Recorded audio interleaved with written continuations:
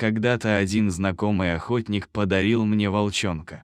Назвал я малыша Сыром, потому что он очень любил сыр. Когда волчонок вырос и превратился в волка, то мои односельчане стали возмущаться, что лесной зверь бегает на свободе, и потребовали, чтобы я его посадил на цепь. Я долго сопротивлялся их требованиям, пока не пришел наш участковый и не заставил меня соорудить волку будку, чтобы держать его там на цепи. Я подчинился, но втихаря отпускал Сыра побегать. Сыр обижался на меня за то, что я посадил его на цепь. Я никак не мог объяснить волку, что это не моя прихоть, а я лишь подчинился требованию большинства. Однажды ночью Сыр сбежал от меня в лес.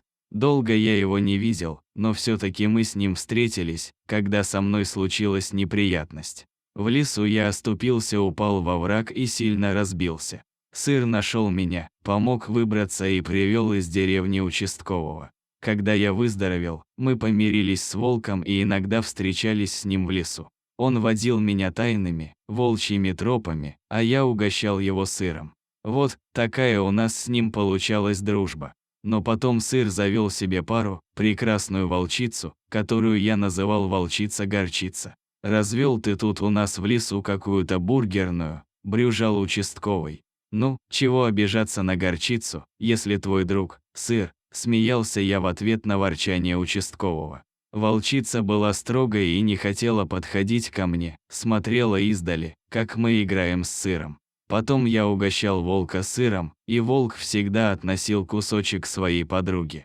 Но как-то раз произошел со мной случай, такой, что если бы не сыр с горчицей, то я бы, скорее всего, погиб.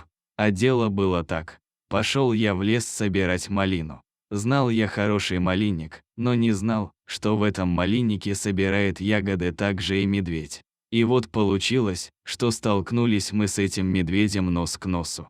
Я знал, что с медведем лучше не встречаться. Сам он первым в драку не полезет, так что в лесу всегда лучше ходить шумно, чтобы Мишка заранее человека услышал и спрятался куда-нибудь подальше. А так при встрече с медведем шансов на выживание у человека почти нет.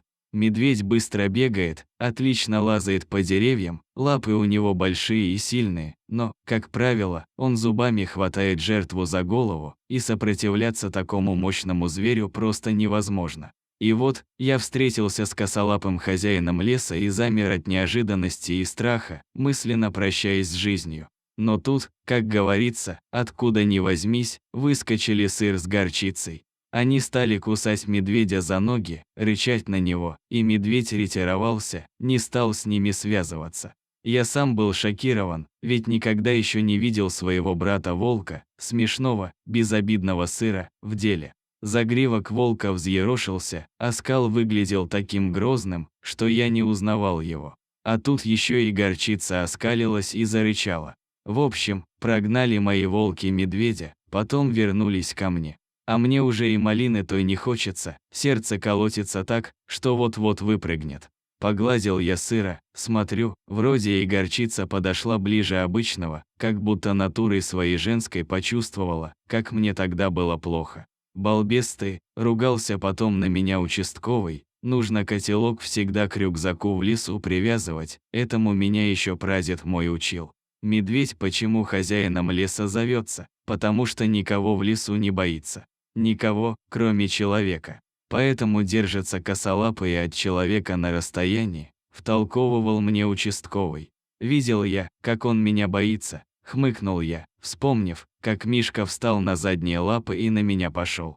Ну, от неожиданности он и потерял страх, сказал участковый. Сыру я в тот раз был очень благодарен.